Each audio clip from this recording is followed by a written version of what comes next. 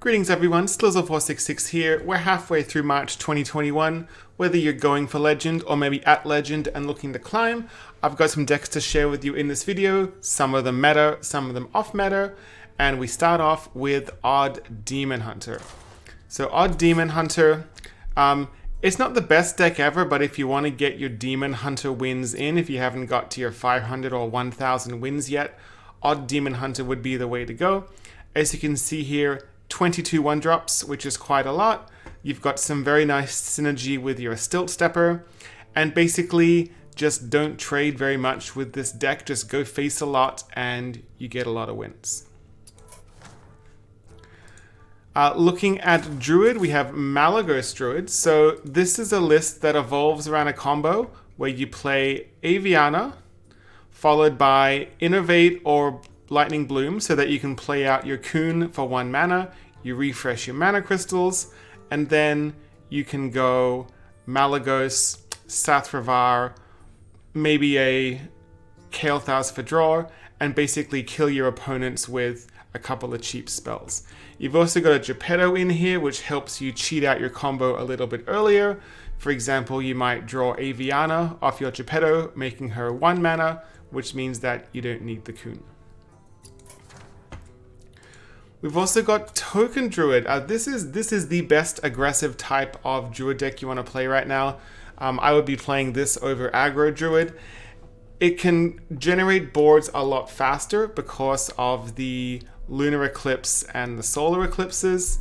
And you've got your double Savage Roar, you've got your double Arbor Up, you've got Glowfire Swarm to generate boards, Whispering Woods to generate board. And you can just very quickly kill your opponent. The last Druid deck here I want to feature is a Jade Druid list. Now this list is running Aya Blackpour, which I find a little unusual, but this was the most recent list I found, so it runs an Aya Blackpour for some reason. You've got the Ysera Unleashed and the Yogg-Saron Master of Fate. Some people like to cut Ysera for a second Yogg. It's kind of up to you what you want to have on the greed end. And of course, what's very critical with any Druid deck typically is having the Oaken Summons high roll. So you've got your Oaken Summons into a Vargoth and or a Ritualist. And just playing out the Ritualist is also a really nice tech if big priests are causing you some trouble. Jumping over to Mage, no Hunter decks in this video unfortunately, but Mage, you've got Secret Mage. This list is running Ice Block, some of them do, some of them don't. This list is not running Flame Ward, again some of them do, some of them don't. But most Secret Mage lists are pretty much the same, give or take 2 or 3 cards. You've got Reno Mage, so this is a Luna's Pocket Galaxy Reno Mage. It's got quite the top end because of the Luna's Pocket Galaxy. If you can't play it out on turn 7, you can try and get it out with the Tortle and Pilgrim. And then once you've got all your stuff at 1 mana, you can just start going to town. One play that I really like to do is play Stargazer Luna, play a 1-drop and just cycle through the deck. It's not the most easy deck to play. It's got a bit of a learning curve, but once you get going, it is a blast to play and you can generate some pretty ridiculous boards. And then the last Mage deck I want to feature here is Quest Mage. So this is pretty much a stock Quest Mage, except for the Research Project. So you don't often see a Research Project in Quest Mage, but this build is running it over the Book of Spectres. And so it's nice if you want to have a bit of a mill opportunity. It also guarantees you the 2 cards. Sometimes you lose cards off the Book of Spectres, but overall, it's a deck that does very well against control decks, but it's terrible against aggro decks, so just be aware it does have a very polarizing matchup spread. Moving to Paladin, got quite a few Paladin lists here.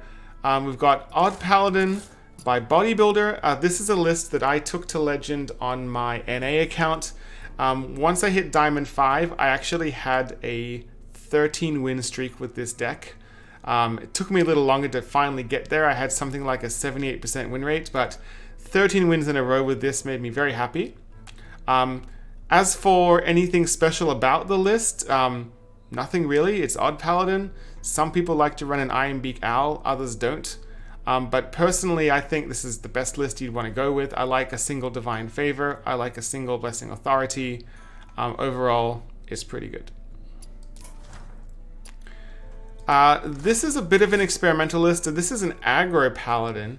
So this list really goes all in on the Crab Riders and the Flying Machines, trying to get them to stick and then buff them out of control with your Blessing of Mights, Hand of Adals, Seal of Champions.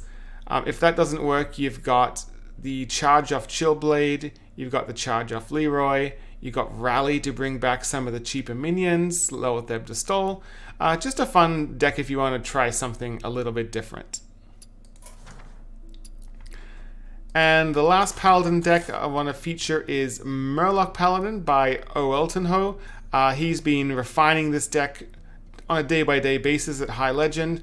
As of, I believe, a couple days ago, this was the list that I took. It may have changed by then.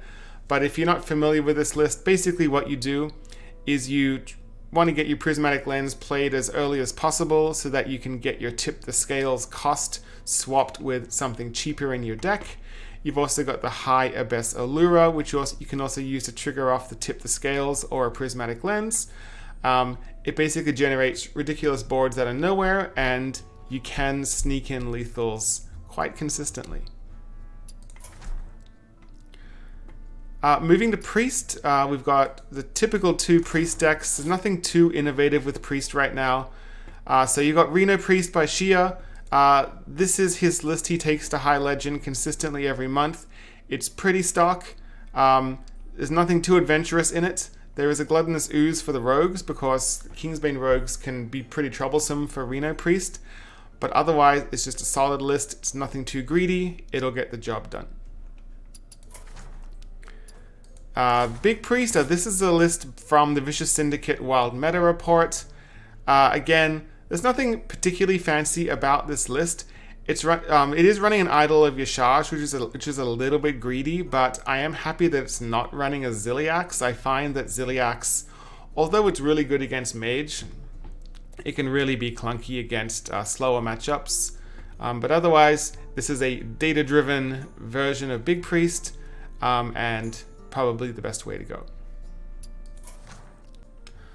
Looking at rogue decks, we have a Majordomo Rogue by Concerned Mom. This is a new deck that's entered the wild scene. To help explain how this deck works, I'll go through it in a bit of detail. You want to make sure that you've played a lot of your rogue cards, especially Kingsbane, Evasion, Cloak of Shadows, and Vanish, because you want Tess Greymane to recast all of these spells. Why would you want to do that? Well, using Anchor the Buried, you change the cost of Majordomo Executus to 1. It's now a 1-mana 1/1. You backstab it, turning yourself into Ragnaros the Firelord. But then in order for you to not die, you then play Tess Greymane, which, now that you're not a rogue anymore, plays all your rogue cards. And then you're not going to fatigue because you're playing Kingsbane. You are getting your evasion up, you're getting your stealth. And so that gives you a way to survive, and then you just keep on whacking your opponent down with your hero power. The next rogue list is a list that I played to Legend on my EU account, so this is my version of Odd Rogue. When I was playing, I was queuing into a ton of Big Priests, a ton of Reno Lock, and so I found that the Sinister Strike was an MVP in the deck. A lot of the time, I'd be really close to lethal, and so what I would do is I would just slam out a Secret Passage, pick up the little bits and pieces that I need, maybe an extra South Sea or an extra weapon buff, and then hopefully the Sinister Strikes, and sneak in lethal when my opponent's not expecting it. The last rogue deck I want to look at is Kingsbane Rogue. This is a list that hit very high legend. Looking at it, it's not too fancy. The only thing I would note that's interesting is it's running Penflinger and the Tinker's Sharp Sword Oil. Some players have been cutting oil for the Penflinger. So you'll notice that there is no Swindle in this list, for example. but otherwise it's just an incredibly powerful deck. Obviously weak to weapon removal, especially a Cobalt Sticky Finger, but otherwise it's an incredibly fast deck to play. Unfortunately, no Shaman decks in this video. Rest in peace, Shaman.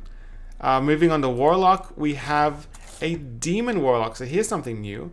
So you're running all of the demon cheat stuff. So you've got your Void Callers to cheat out the big demons.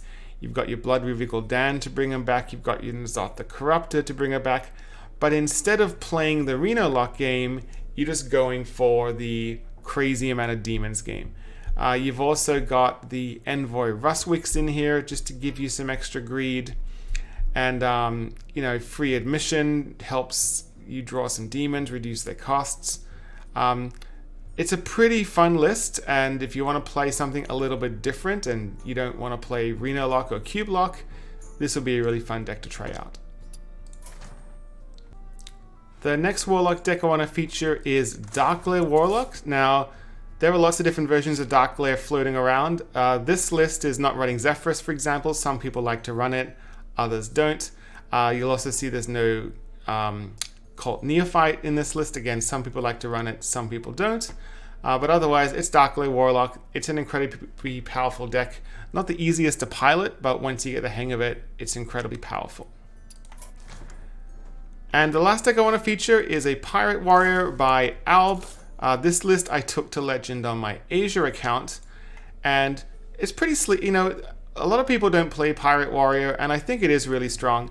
One thing that I found interesting with this list was the inclusion of Cutting Class. I was hesitant at first at being in the deck because you don't have that many weapons and weapon buffs, but it turned out to be really good, and I was quite surprised, especially when you can play a cheap Cutting Class to get some spells and then sneak in a Nitro Boost Poison, or just a little bit of extra damage for lethal. I found it to be a really nice inclusion in the deck. Now, there may have been some decks that were not in this video that you'd like to see credited, so if there's a deck missing here and you'd like a deck code, let me know in the comments below. Only 18 deck slots means I only feature 18 decks, though we are getting 27 deck slots soon, so that's pretty exciting. But otherwise, you'll find all the deck codes in the description below. If you'd like to support this channel, you can click the subscribe button, click the notification bell, and until next time, hope to see you again.